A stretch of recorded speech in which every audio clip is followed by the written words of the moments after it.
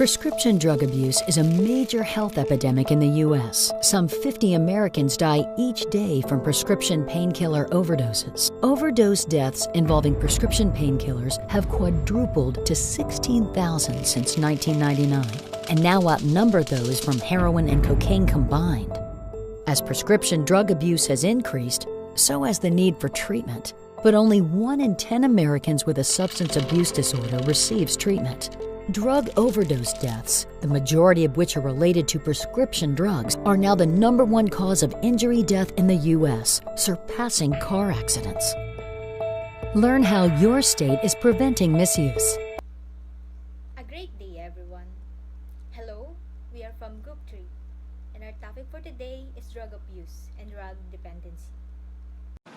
And later on, you will understand these learning objects, the different classes of drugs, different types of drugs, the various sources and where it was made, the function and impact of each class of drugs. And last, from the learning objectives is recognizing the various ways to how to avoid medication to stop using drugs. Drugs can have short-term and long-term effects. These effects can be physical and psychological and can be include dependency. Different types of drugs affect your body in different ways, and the effects associated with drugs can vary person to person.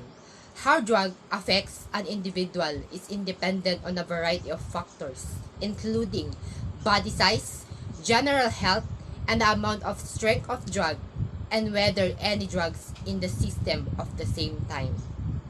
What are legal and illegal drugs? Legal: caffeine, nicotine, alcohol. Illegal: refer to drugs that not prescribed by a licensed medical professional. Drugs come from different sources, example, cannabis, mushrooms, or tobacco, processed plants products, example, alcohol or heroin, synthetic chemical, example, ecstasy or amphetamines. Why do people use drugs? Drugs change the way your body or brain works. People take drugs because they are curious and want to see what happens. They want to fit in or feel pressured by their peers.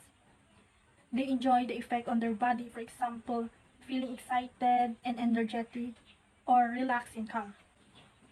They help them cope with situations, for example, reducing pain and relieving stress. They have a drug dependency and need to keep taking to avoid withdrawal symptoms. So what is drugs? Drugs are the chemicals that alter a person's mental or physical state.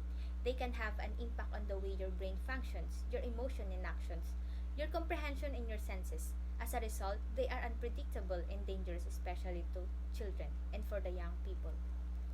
Any synthetic and semi-synthetic or natural chemical substance used in the treatment, prevention, or diagnosis of disease, or the other medical reasons. A medicines are the other substance which has psychological effect when ingested or otherwise introduced into the body. Different drugs, different effects. Drugs affect your body's central nervous system.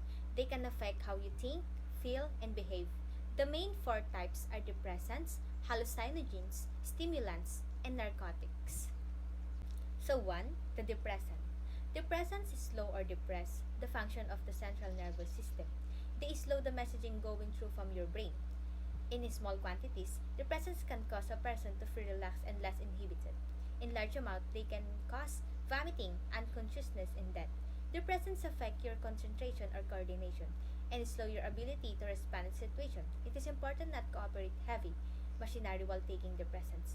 Example of depressants are alcohol, cannabis, GBH, opiates, heroin, morphine, codeine, and benzodiazepines. Number 2. Narcotics.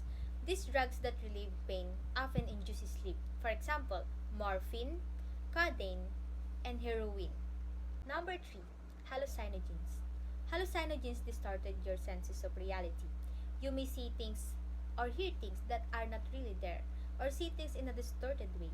Other effects can include emotional and psychological euphoria, glow clenching, panic, paranoia, and gastric upset, and nausea. The example of hallucinogens are marijuana or cannabis, lysergic acid diethylamide, ketamine, mescaline, psilocybin, and ecstasy. Number 4. Stimulants. Stimulants speed or stimulate the central nervous system. They speed up messaging to and from the brain, making you feel alert and confident. They can cause increased heart rate, blood pressure, and body temperature, reduce appetite, adulation, and sleeplessness. In large amount, stimulants may cause anxiety, panic, seizures, stomach cramps, and paranoia. These are the examples: caffeine, nicotine, amphetamines, cocaine and ecstasy, and methamphetamine. At the center of many social and mental health disorders, we often find coping mechanisms that involve the use of drugs. Disorders that involve drugs use are medically described as a drug abuse and drug dependency. So what is drug abuse? Drug abuse is the excessive, maladaptive, or addictive use of drugs for non-medical purposes, despite social, psychological, and physical problems that may arise from such use. The use of illegal drugs, or use of the prescription or over-the-counter drugs for the purposes other than those which they are meant to be used, or in excessive amounts. Drug abuse may lead to the social, physical, emotional, and job-related problems after you use prescription medication in other way aside from as directed by the doctor or use any reasonability illicit substances. What is drug dependence? Dependence on a substance is a condition that occurs after significant problems related to abuse have developed. With this medical condition, a person must constantly increase the amount of a drug or substance to get the desired effect. If someone with a drug dependence tries to decrease use, withdrawal symptoms often occur. When there is a dependence on a substance, there is a continued use, despite significant social, physical, or psychological problems. How are dependencies classified? The dependence classification has two main categories. First is physical dependency and psychological dependency. Physical dependency means the body has developed a physical reliance on a substance because it alters the body's natural state. Alcohol and nicotine commonly cause physical dependence. Psychological dependency affects mental and emotional well-being. Cocaine often causes the aphoria associated with psychological dependence. And there are 6 types of drug dependency. First is alcohol dependence, opioid dependence, hypnotics or sedative dependence, cannabis dependence, hallucinogen dependence, and cocaine abuse. The 6 symptoms of using drugs are: first, changes in personality and behavior like a lack of motivation, irritability, and agitation. Second, bloodshot eyes and frequent bloody noses. Third, shake, tremors, or slurred speech. Fourth, changes in their daily routines. And fifth, lack of concern for personal hygiene. And lastly, unusual need for money and financial problem. User thinks drugs are a solution, but eventually the drugs are become the problem. Difficult as it may be to face one problem, the consequences of drugs use are always worse than the problem. One is trying to solve with them. The real answer is to get facts and not to take drugs in the first place. The similarities and differences. First, differences. Drug abuse refers to an individual who continue to use drug even though they know it is having an adverse effects on their health and well-being. Drug abusers will continue to use even though their social life is falling apart and their financial stability is collapsing.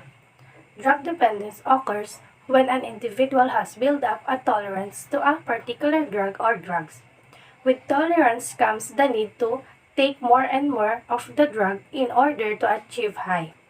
Those with a drug dependence problem are also likely to experience withdrawal symptoms when they stop taking the drug in question. To help better identify drug abuse and drug dependence, it is important to understand the medical criteria for each. Similarities. Abuse and dependence are defined on a scale that measures the time and degree of a substance use. Essentially, abuse is like the early stage of dependence. As substance abuse becomes more frequent, the likelihood of developing a dependence disorder becomes greater. Drug abuse and drug dependence is same because it is a tablet and it needs in our body sometimes. Effects of drug to an individual. Substance abuse not only harms the user's psychological condition, but also makes him physically weak and disoriented. It takes a toll to addicts' health and large number of healthcare problems like lung diseases, liver cirrhosis, tuberculosis, and hepatitis are an outcome of substance abuse.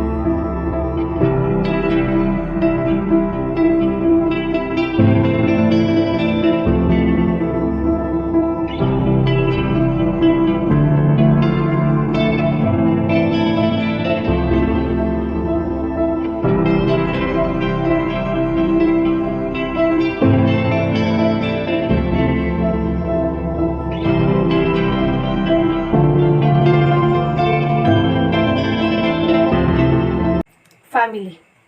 The addiction happens to be all-consuming for the family too. The emotional and basic needs of other family member is often neglected, with the attention given to addicts' needs, which results in depression, anxiety, as well as physical ailments, due to lack of poor hygiene, proper nutrition, and exercise. Society. The surrounding people can also be affected by them, and sometimes other people try dangerous, illicit drugs for fun, but may suffer health consequences for rest of their lives. What will happen when they stop using drug? Withdrawal symptoms are nausea and vomiting, diarrhea, muscle and bone pain, high temperature or chills, fatigue, exhaustion, restlessness, vivid, unpleasant dreams, flu-like symptoms.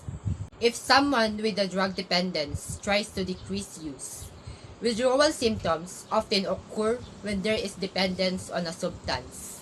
There is continued use despite significant social, physical, and psychological problem. Another thing to consider is the severity of drug withdrawal symptoms.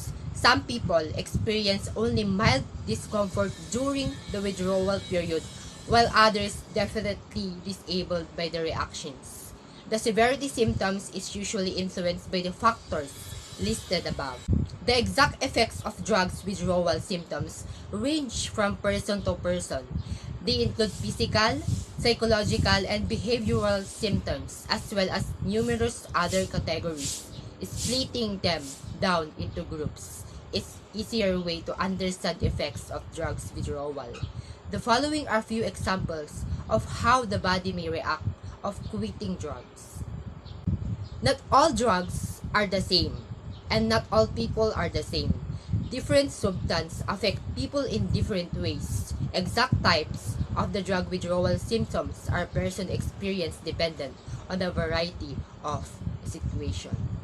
According to the Republic Act number 9165, June 7, 2002, an act instituting the Comprehensive Dangerous Drugs Act of 2002, repealing Republic Act number 6465, otherwise known as the Dangerous Drugs Act of 1972, as amended, providing funds, therefore, and for other purposes. Here are some provisions of Republic Act 9165, Article 2. Section 41, Involvement of the Family. This section, the family, being the fundamental unit of Filipino society, is largely responsible for the teaching and awareness of family members about the dangers of harmful substances, as well as the close surveillance of family members who may be prone to drug usage. Section 42, or the Student Councils and Campus Organizations. All students' councils and campus groups in elementary, secondary, and tertiary schools must include a program for the prevention and deterrence of the use of harmful substances, as well as referral for drug treatment and rehabilitation of students in their activities. Section 43, School Curricula.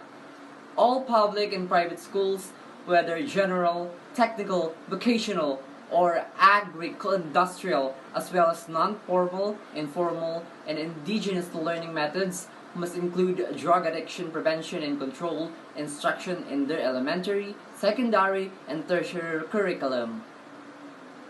Section 54, or the voluntary submission of a drug dependent to confinement, treatment, and rehabilitation.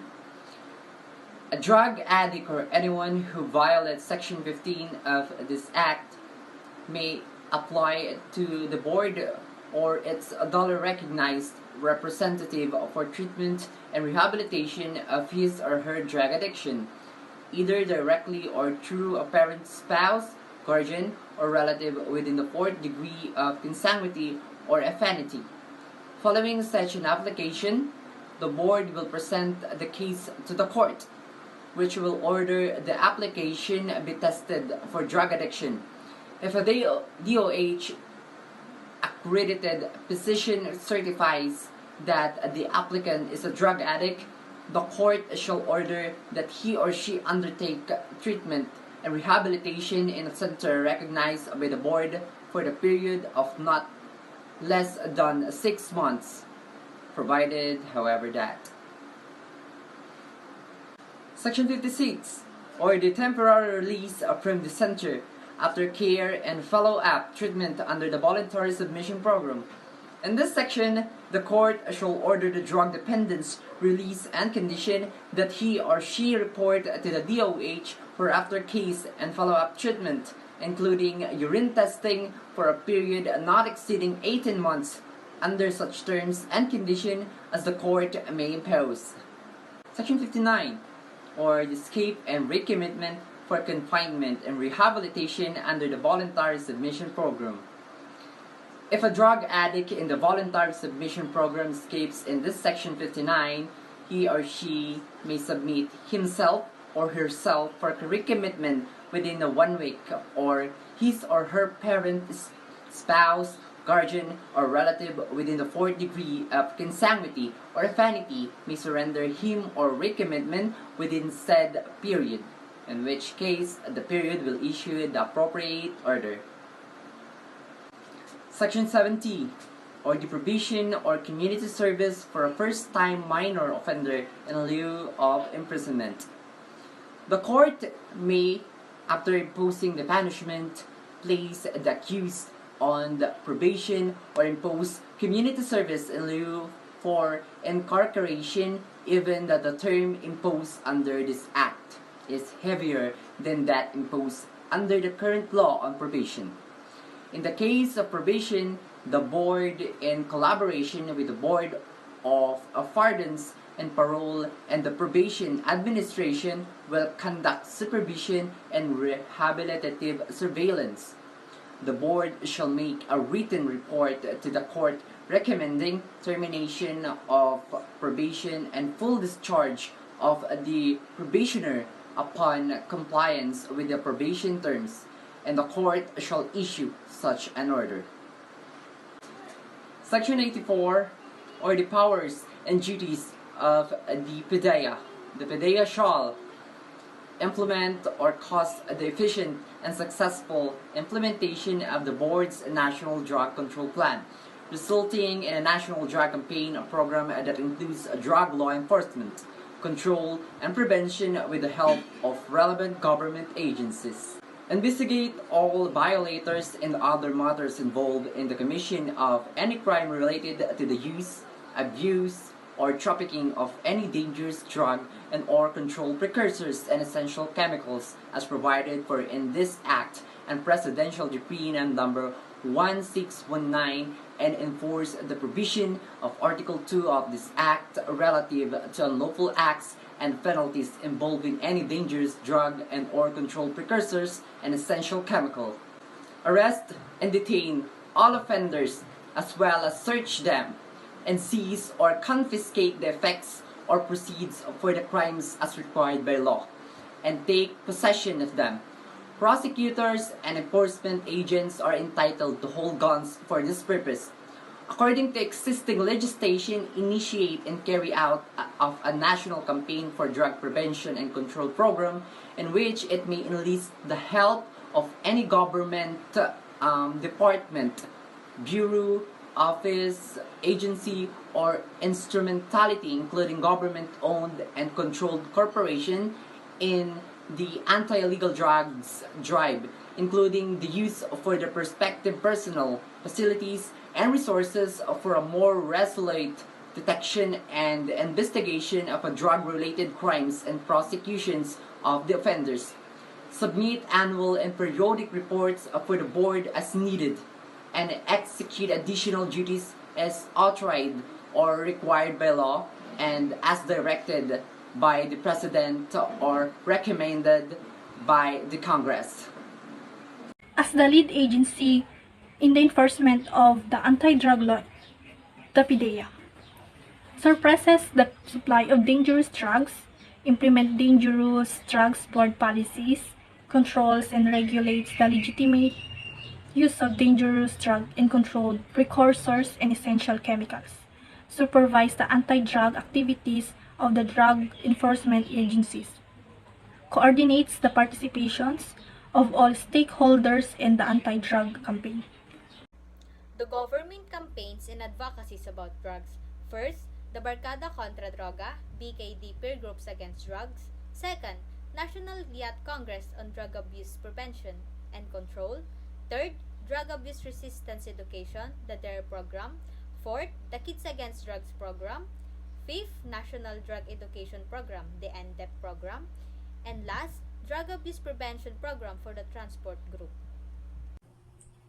In global overview, the 2022 World Drug Reports provide a global overview of supply and demand of opiates, cocaine, cannabis, amphetamine-type stimulants, and new psychoactive substances or NPS, as well as the impact on health. Taking into account the possible effect of drugs, it highlights through improved research and more precise data that the adverse health consequences of drug use are more widespread than previously thought.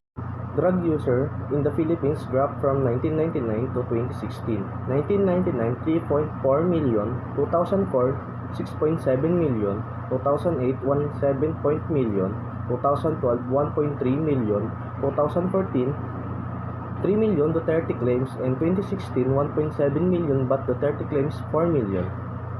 Social workers and their role in addiction treatment. Through the road to recovery is complex. Here are some ways social workers treat addiction. Helping their clients overcome substance abuse. Clinical counseling, a highly tailored and empowering aspect of clinical social work, is counseling individuals suffering from drug or alcohol addiction. Substance addiction problems do not develop overnight, but instead made up of series of factors influencing individuals in different ways. Therapeutic intervention can help an individual heal from past trauma. Steps within professional counseling included the following. First is assessment, treatment, maintenance, achievement, and evaluation. First is assessment. During assessments, social workers treat addiction by checking to make sure basic needs such as food and housing are met. Clients are then referred to appropriate resources if needed. Treatment plans. After assessment, social workers treat addiction by developing comprehensive treatment plans for their clients. Treatment plans are tailored to each individual's needs and may take months or even years to be fully implemented. The social worker may serve on a multidisciplinary team or specialists, healthcare providers, and human service workers who all collaborate cohesively to deliver treatment plans. Maintenance. After meeting with clients during the intake phase and developing a treatment plan, Social workers next help create a structure to maintain treatment plans. Clients typically attend weekly counseling sessions with a social worker. They may also be involved in group therapy, in addition to individual counseling sessions. Evaluating achievement after clients and social worker have established a working relationship. Progress is evaluated to determine if adjustments should be made of treatment plans. Perhaps a given client could be better from additional therapy, such as family or group therapy, depending on progress. Clients may also start doing session every other week instead of weekly. Social workers are great resource to pull and to help you navigate through what this process looks like. Social workers can also be referred to and serve as a therapist, as therapists are professionally trained in the use of therapy. They can serve as a surrounding board as well as haven for professional advice and direction. Diagnosing clinical disorder, identifying client goals, creating a plan to reach those goals, and treatment for drug.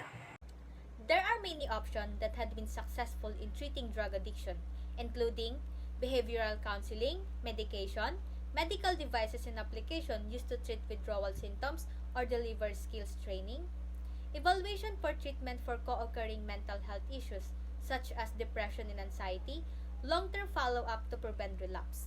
A range of care with a tailored treatment program and follow-up option can be crucial to success. Treatment should be included both medical and mental services as needed. Follow-up care may include community or family-based recovery support system. Call a drug rehab helpline for guidance. Call number 877-467-4825 and to connect with the rehab admission expert. The drug addiction rehabilitation process. Phase 1, intake, creating a customized care plan. Admission and assessment. The intake process will involve meeting with a professional to discuss treatment options and figure out what approach will work best for you. The goal is to develop a personalized treatment plan based on the assessment of your medical, emotional, and social functioning. During intake, the treatment team may carry out extensive assessment that may include a medical examination, a psychosocial assessment, and a psychological assessment. Phase 2, detox, safely removing addictive substance from your body. The withdrawal symptoms associated with a certain types of physical substance dependence can be markedly unpleasant or dangerous. People at risk of developing these dicey withdrawal syndromes benefit from the added supervision, monitoring, and potentially the pharmacologic intervention available by medical detox settings. Phase 3, rehab, building the foundation of long-term treatment efforts. When it comes to selecting a treatment setting, the important to familiarize yourself with the available options. Phase 4, recovery and aftercare, continuing healing for long-term recovery. Even after the patient have completed their initial rehabilitation program, they are not finished with the recovery work. In fact, recovery is a lifelong process. Prior to completion of an addiction treatment program, the patient will meet with a counselor to discuss a plan for aftercare. Building a solid plan of aftercare is important, but the individual components of aftercare may differ from one person to the next. Suggested way to prevent drug abuse. Use drugs properly, accept and respect yourself for who you are. Develop your potential. Learn to relate effectively with others. Learn to cope problems without using drugs. When you have problems, seek for professionals. Develop strong moral and spiritual values by praying. With the volunteering your time with the local organization is a great way to raise awareness about drug and alcohol abuse, prevention and treatment. Million lives have been touched through the events that raise awareness about addiction and generosity of individual donations. Drugs make life rough. Make a very best choice. Stay away from drugs. Get rid of drugs before they get rid of you. Get high on life, not on